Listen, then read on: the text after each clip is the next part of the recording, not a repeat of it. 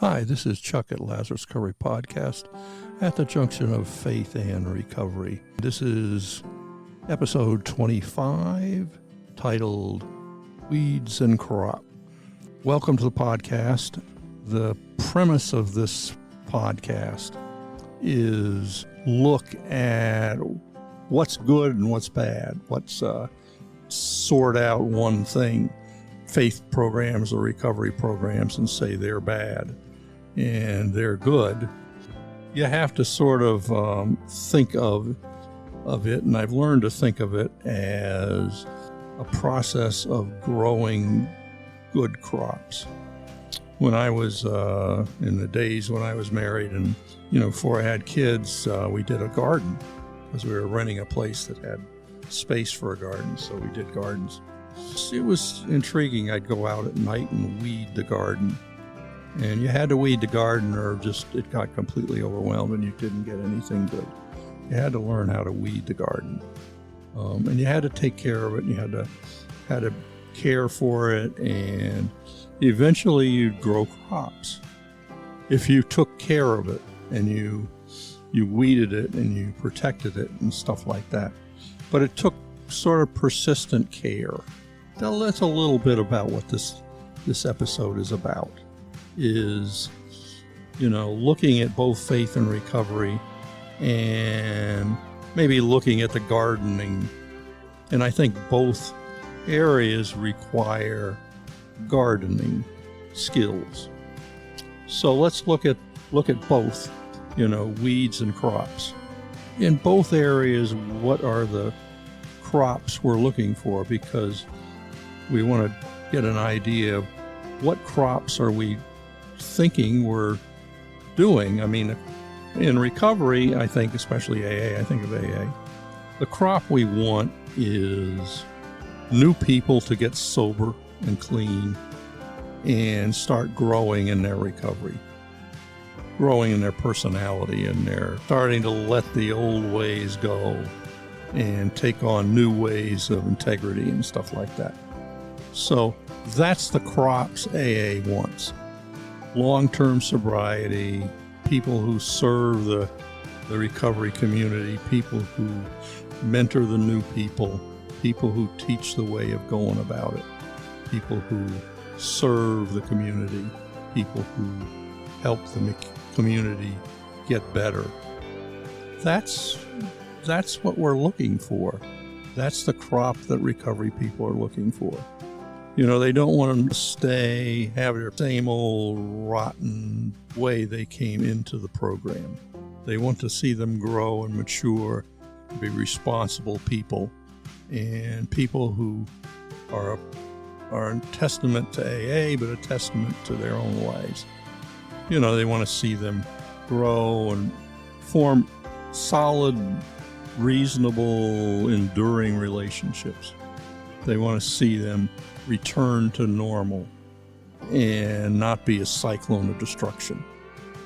That's the crop that everybody works for, mutually, for each other, for themselves, for everybody. They want to see improvement. They want to see helping the next one.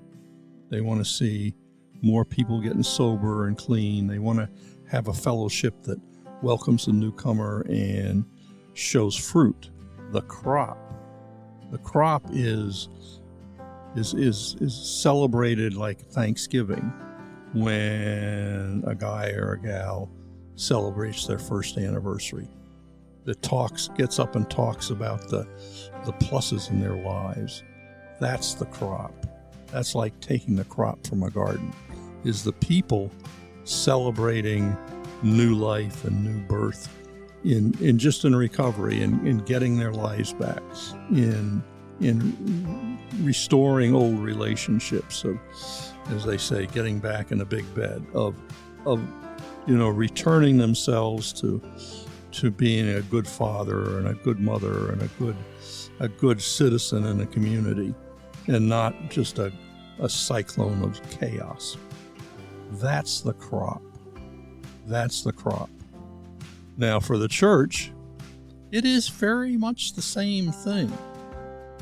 People come in broken and destroyed, and they want to see the crop, and Churches call it differently. They say that they want to see the fruit of the Spirit: love, joy, peace, long-suffering, meekness, mildness, gentleness. They want to see those things. And, in that particular area, they see that crop as being grown by the Holy Spirit.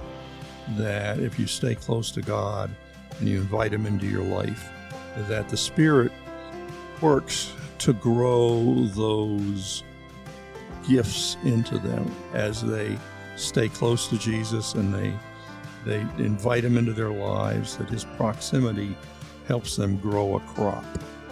And the church, as it stays close to the Lord, produces itself as Jesus comes into their lives and changes their lives. So that's the crop.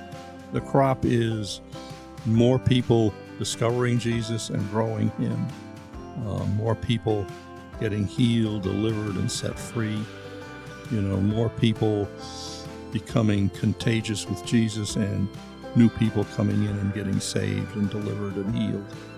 That's the crop. And the crop seems a lot the same. Spiritually, it has different names. Duration of it, can be argued is different. In AA, it's temporal. It is just for right now. It is for this life, getting back and having the ability to live a normal human life. In the church, it's growing a crop that is good for now and good forever. Different attitudes, but it's basically the same. The crop is different in length, but it is the same in the hope that people will return to a good way of living and a good, prosperous, growing, supporting role in the community and in their lives and with their people. So, the crop is very similar. Its definitions are different, but it's very similar. Everybody wants to grow from being a cyclone of destruction into being a center of growth and restoration. And that's what everybody wants. That's what everybody wants. They want a new growth, they want to be in a fellowship of new growth, a fellowship of gardening a good crop for themselves and for people around them. That's what they want. That's what I'm going to a little bit talk about. What about those crops? What about those crops? And I'll also talk a little bit about the weeds. What hinders the crops? Like I said with gardening, you had to go out there at night and weed the stuff that you didn't want there. It would grow up and choke everything out. So let me talk about the weeds. We've talked about the crops. That's what we're looking for. Let's talk about the weeds. The weeds are different, but they're human. They're similar in both faith and recovery. What's a weed in AA? I think a weed in AA, as in church, is people who are in the fellowship, whichever one, and they're predators. They didn't know any, maybe they came and they've been predators all their lives. But they come in and they continue to be predators. They continue to do what they did all along. They don't grow. They're like a virus. They don't grow. They simply expand and feed on other material so that they can continue to live. They're not a crop. They're a virus that threatens the crop. Generally speaking, in gardening, you weed out the stuff that chokes out the growth. Well, it turns out that the programs in the AA or the church focus on encouraging and weeding out that stuff. They get a crop. And if they don't spend time and acknowledge that they have to weed, I've been there, done that. I plant the seeds and the crop grows. I didn't come to the place of acceptance that you have to go every night down there and weed. And if you skip a week or two, then you got to spend a lot of work. Every inch of it, you got to claw out those weeds. Or after 3 or 4 weeks, there is no crop. You can't find the crop for the weeds. So the weeds grow faster. They grow. Can't find them, and you're ripping up. They get all entangled with the crop, and you're ended up ripping the crop out to get the weeds out. So the learning curve to that is you got to stay on top of it. You can't ease off. And unfortunately, churches don't learn that. And AA doesn't learn that. So a lot of times the weeds are very similar in a church and in AA and NA and those things. It's, well, we're doing our primary thing and we're just not going to pay attention to the small stuff on the peripheral. We're not going to pay attention to the weeds. And, you know, I've thought about this a lot and I get resentful about it, but it's very, very similar. You know, I've been in both areas a lot. I've come to the conclusion with difficulty that the existence of weeds, the existence of predators, is not like rare. It is just, you accept it in a garden, you accept there's going to be weeds. And you just do what you got to do to weed them out. Well, in the church, we have trouble dealing with that fact. Well, we're in a church, they're all saved, it should be fine. You know, this is heaven on earth. This is Jesus on the hoof. We don't have to worry about that stuff because there's nothing that we have to worry about. There's nothing we have to worry about because this is heaven on earth. In AA, it's like, well, we have the traditions, we have steps and the traditions. It's going to run on its own. Well, the problem with that is that the virus for the weeds is carried in the people to direct relationship as people are trying to work the program or walk in the Spirit, you know, and direct relation to how they do that is how much the weeds grow.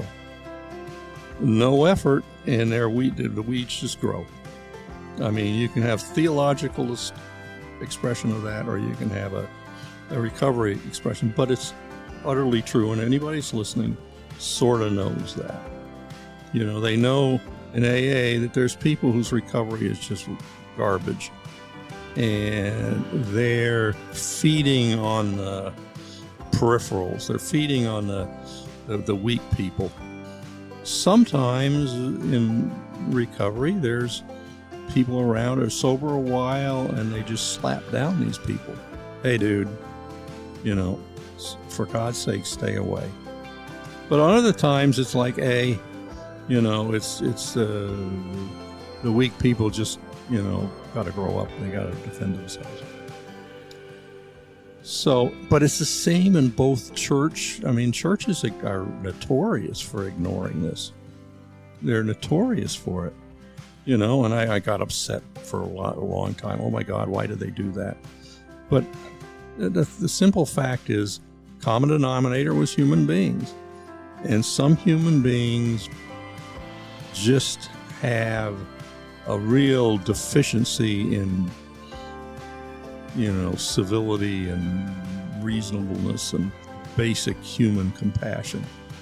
And they are like virus. They are towards their nature. They consume. They look for weakness and they pounce upon it and they consume it, and then they move on to another thing. Just like weeds don't have a personality, they just invade and choke out by the nature of who they are. But the real problem is that with human beings, we don't think of ourselves as weeds. In AA, we don't think of other people in the program as weeds. We just don't think that, you know, my God, do I have to get in here and like at night in the dusk go on our hands and knees and snatching the weeds out and throwing them off to the side to wither and die. We just don't think that way. You know, that's the thing. Weeds but you gotta clear the weeds to get the crop. And that is my whole point in this whole podcast is you gotta weed the garden. And if you're too lazy to weed the garden, then the weeds are going to eat. I mean, it's the same way with faith. If you don't want to weed the garden, your crop is going to be garbage. You know, you're going to get some out, but it's going to be your survival thing.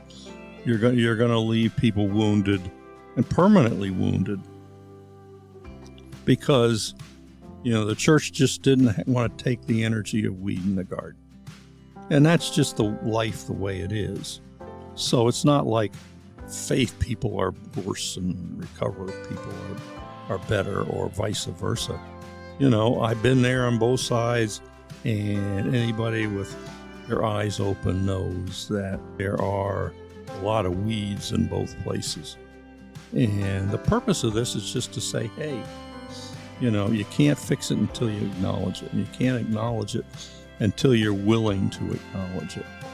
Because the thing is, there are no weeds in my garden. I don't have to get out at dusk and get on my hands and knees after a hard day's work and pluck one little weed out at a time. That's a pain in the neck. I'll get somebody out. No, your garden, your crop, you got to get there and pull the weeds out.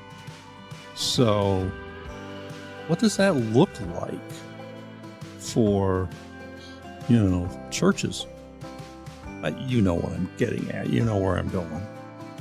You got to pay attention to the weakness in your weakest in your church, and ensure, like a good shepherd, biblical thing, good shepherd, that you are vigilant and you're gonna put the hammer down on the predators. Now, churches, you know, churches aren't very good at that sometimes. Some churches are, some aren't. Oh, we can't do that because this particular person has people that are important to the church, that are good givers, you know. Their son is they're big givers, and their son is. So we've got to sort of handle this carefully, depending on who's the victim, of course.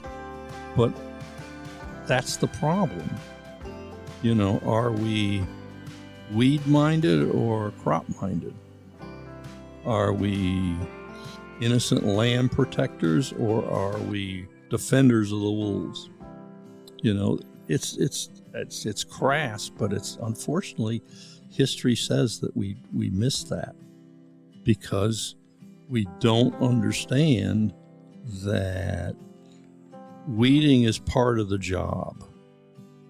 It is part of the job of bringing whatever the crop is we're interested in. You know, if you're interested in sober people growing and maturing, you have to make sure at some point that you're keeping the predators down. You can't depend on the lambs to defend themselves. Some do. They get together in bands and they hammer the people. But you can't depend on that. You know, you can't depend on the 13 steppers to just go away. You know, you got to get a group of people, you know, who are sober a while, and they got to go to the guy or the gal and say, hey, we just don't do that here. You know, leave this person alone. At least let them get a year before you go bugging them. And by that time, we'll know who it is, and we'll go to them and we'll tell them and teach them how to deal with this. But no, you don't do that with new people. You don't go, you know, predating them and you know, drawing them into things that are just not going to help their sobriety. You know, give them time, you know, 1 year at least, you know. But other times it just simply has to be, hey dude, hey lady, you know, leave the sheep alone. You know, you don't there's descriptions I can't use, but you can't do that. You know, we don't tolerate that here. You know, so, you know, we have the nice people and we have the not so nice people. We're the nice people. We're going to talk to you nice. You've got to be careful because some of these people they have sponsors, and the sponsors have sponsors, and they find out that you're moving in on their sponsee, then that's not going to go well for you, you know. And we're not gonna defend you. We're just going to say, hey, go be a predator someplace else. You're not welcome here, you know. And it's going to get around the fellowship that, you know, hey, this is what you do. And I've been in AA I was in AA a long time, and you don't think it, but if you're talking to people, he was one of the guys. No, he was one of the guys. So everybody knew. They just didn't want to do anything about it. They didn't weed the garden. And that's my point. If you want good recovery in your group, you got to weed the garden. I know that's difficult. You got to go with 2 or 3 people and say, hey, dude, hey, lady, no, don't do that. And you might go to biblical things. Hey, one person, hey, dude, don't do that. Then it's a group of people come, dude, don't do that. And then finally it's like, hey, you're just not welcome here. Find another meeting, go someplace else, but you will leave the people alone. We don't want a reputation of you feeding on the pigeons. So, and I think that's one of my things. I'm sober 47 years, and that's one of my sort of pet peeves. The group has to be responsible for what goes on in the group. You know, in AA, you have to have a certain amount of responsibility for the way your people live. And I say, I know you don't believe that. We just leave people alone. You know, if your people, you know, that you have a group and are they're doing financial things that are not good, that to a certain extent is your responsibility. I know you don't believe it, but to a certain extent you have a certain responsibility to maintain the reputation of your group. And I've been in AA, and I've been in with that. I've run sober houses and stuff, and I've seen it. You know, some groups just do not discipline their people. They don't care whether the people are scumbags. They don't even care whether they're into crime and stuff like that. You know, as long as they don't throw some sort of thing into the group, they're okay with it. But everybody knows, I mean, it's like if you're, you know, your friend's daughter is like starting to rotate around some guy, then you go and say, hey, no, don't. No, you tell her, you tell him, no, you don't. You know, no, that's not okay. That's family. You know, the whole thing should be, hey, if they walk in the door, you leave them alone. And we're watching, we understand, we know, don't do that. Not here. We want a reputation of being a safe place. And if you're here, it's not a safe place. So we have a choice. Either you be safe or you leave. That's the thing. I know that it's a contrary to a bunch of stuff, but in the end, you're going to get a better crop. Because a lot of this stuff wrecks the crop. People don't get hurt and get better after that. They recover, some survive, some don't. Some people just get busted so bad that they relapse. In the church, some people get busted so bad that they leave the faith. Honestly, trust me, I've seen it. Predators get a hold of people for the best Christian reasons, and these people are destroyed. Their faith is done. You know, they won't darken the door of the church. If you're nice to them, they'll talk to you. My daughter knows people in the church we were at, and they got done. And they don't darken the door of church. They know my daughter. They talk to her. Fine. My son sees this person, and they say hello and stuff like that, and it's fine. But there is no church connection anymore because we let a predator, you know, a powerful person in the church, do a job on people. And that's a crop you can't undo, because that damage it lasts for a long time. So it's again, if you want to grow a good crop, a steady crop, you got to be persistent about weeding the garden. In AA, it's the same way. It's when I'm thinking about it, it's exactly the same thing. It's, no, we don't want to get into a confrontation over this. No, we don't want to do that. It's going to be embarrassing. It's going to be difficult. The word is going to get out. We're that type of people. No, we want freedom and movement and stuff like that. Everybody's happy. What's a little broken? What's a little broken stuff? The strong people will survive. The weak people will get hammered. The real problem with that is, in both faith and recovery, they talk about God. In Christians, they talk in more specific terms, but in AA, they talk about God too. And the thing is that he keeps records. Maybe AA and AA don't realize that, but the church knows that. He keeps records. He's not sloppy in his bookkeeping. And if you're in a church that allows weak people to be done in, he keeps records of that. And you say, well, I didn't know anything about it. I wasn't in leadership. Or I was just on the board. I wasn't the pastor. Or I wasn't in the men's group. I was in the ladies' group. That doesn't work because, trust me, I've been in churches. Everybody knows everything. At least a lot of people know almost everything. And the other people want to know everything. There's no such thing as an innocent church when it comes to people getting hammered. And that's all about the quality of the garden and the quality of the crop.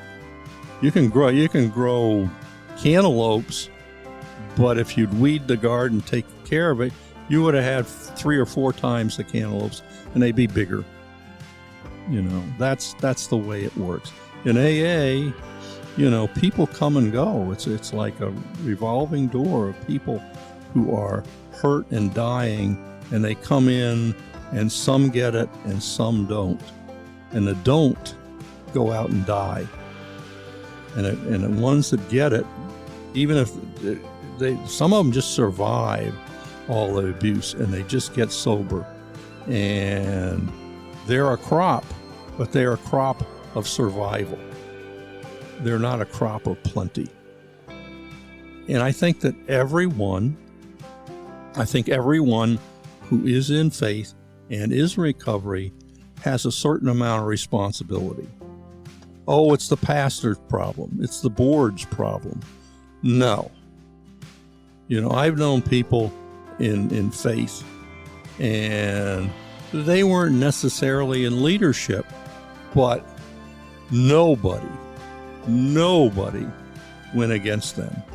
I knew a lady, and she saved my life, and she saved the kids' lives. I mean, she got COVID and died, but she was the sweetest saint, but she was a tiger. She was an animal. And, she saw what was going on, and she got in the middle of it and said, no, not on my watch, not in my place, not under my eyes will you victimize these people. And she backed things down and gave us enough space to survive. I'm forever and grateful to her family. She was the sweetest saint, but she was a tiger. I mean, she would not put up with anything. Nobody messed with her. Nobody. No pastor messed with her. I mean, in her funeral, they just said nobody messed with her. If she said it, it was law. I mean, she went to a pastor for us, a new pastor, and said, hey, this is a situation. And the pastor intervened and got us a little space, protected us, just worked it out so that we had some space to recover from a divorce and abuse and stuff like that. He handled it well, but it was mostly this lady just getting in there and telling the guy, this is what it is. This is what I think you ought to do. You will do it. And he was smart enough to do it because he knew he needed her more than they needed the other thing. So I'm forever grateful for the people who did the right thing and weeded the garden, tended the garden. And that was this lady. She tended the garden. I mean, she wasn't flashy. She wasn't everything, but everybody knew she tended the garden and respected her for it. And the church was so much better for it, so much better for it. It was the lifeblood of the church because she defended people who needed defending. In AA, it's the same way. There's always people in a group that are like, the good groups have a lot of people that are sober a long time, 30 years, 40 years, 25 years. And they know people, and all of a sudden they see, that, here's this young thing, and she comes in, and then you got these predator guys that jump in and try to, 12-step them, 13-step them, and then the old-timers come in and say, hey, dude, absolutely, utterly not. Not in my place, not in my time, this is not going to happen. So you want to do this, go to another group, but not here. And if I hear in another group you're doing it, we're going to come and see you. We don't want that to happen. I've seen it that work that way, but I've also seen it the other way. Out of complete neglect, groups tolerate despicable behavior, wounding people, hurting people, causing people to relapse, causing people to die because they just don't have the forbearance to put the hammer down and say, hey, no, we have standards here. You live by the standards or you leave. And I think that's what this podcast is about both places. Get your act together and take a stand to protect the people that are not defending themselves well. That is a measure of maturity and a measure of things that are really good. And that's where I've seen a lot. I've seen wonderful saints and wonderful people in recovery defending people. And I've seen, churches absolutely tolerate appalling behavior. A lot of times, sometimes of pastors, they just don't want to get in the middle of that. Politically, they're going to be hurt. The pastor is going to, take away my right to, to minister to kids, or, I'm going to lose my ministry rights in the church if I challenge the pastor or the assistant pastor or a department head or something like that and say, you can't do that. In other words, you're defending our position rather than protecting and AA would be the pigeons. We're not protecting the pigeons. We're protecting our prestige. And that's not good. Everybody knows that I'm talking to. They're not going to want to listen to the podcast because I'm saying this. But everybody knows it's true. Some churches are better than others. Some groups are better than others. But some groups do an excellent job of weeding the garden. Other people just whatever. And what happens is that a lot of times the people that get hurt don't make noise. They just disappear. They just stop coming. They maybe find another place or they don't. My daughter and me and everybody knows this guy who was vulnerable, got hurt. He's still alive. But he won't go to church. And he's poorer for it because the church didn't do what it needed to do. That's the thing. Everybody that's in recovery or in faith has to weed the garden. If you want a crop that's good, you got to weed the garden. Period. The end. And that's Bible. You don't weed the garden, you don't get the crop. But the thing we got to understand is both in faith and recovery, we in the end serve the master that created the possibility that we could recover. And the thing we forget is that there's going to be a conversation one day. And that conversation is going to be, so, what about so-and-so? What'd you do to protect my my girl, my guy, my this, my that? What'd you do to protect that person that I care about? What did you do personally? Yes, that is the problem. You didn't take care of my crop. I didn't. You're right. You didn't know it was my crop. You didn't know it was my crop, but it was my crop. They were my people and it was my crop, and you were workers in my vineyard, and you didn't take care of the job. That's a conversation nobody wants. I wouldn't wish it on anybody. So it's a difficult situation. If I say something, somebody's gonna get on my tail. The people that are doing it might be important.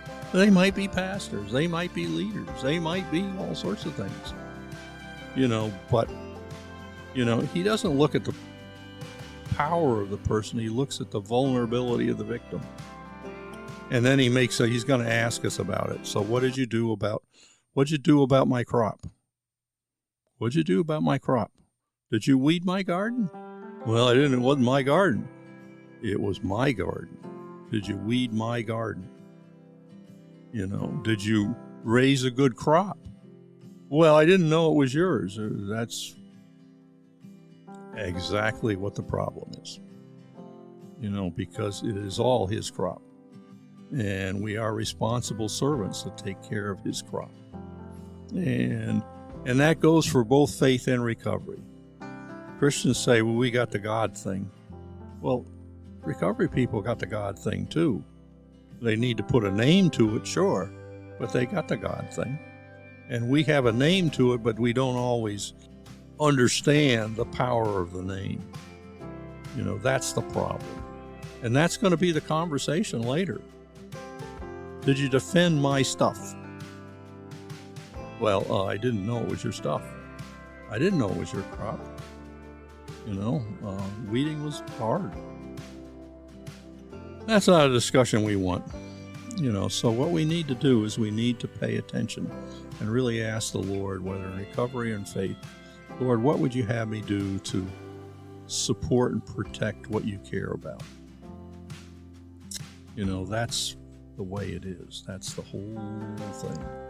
What are you going to do about all that stuff? What are you going to do about that? And I think that's a daily thing to decide and figure out how we're going to do that thing. So that is my lecture, my berating, my thing. Did a lot of gardening then, and we'd have these, it was pleasing, we'd have a big pile of melons or peppers or something at the end of the season. They'd be stacked up on the porch. We'd have too many to eat. But it was a pleasure to grow them, and it was a pleasure to see it happen. And that's sort of what I'm saying. If you're in a group or you're in a church, labor in the vineyard and take pleasure as a group that the crop came in and it was bountiful. And enjoy the pleasure of the Lord, because it's his garden, it's his crop. Anyway, that's Chuck at Lazarus Recovery Podcast at the junction of faith and recovery. And I wish you a good evening, night, day, whatever. If you happen to hear this, leave a comment, do something, pass the word. But anyway, this is Chuck at Lazarus Recovery Podcast, the junction of faith and recovery. Thank you for listening. Bye-bye.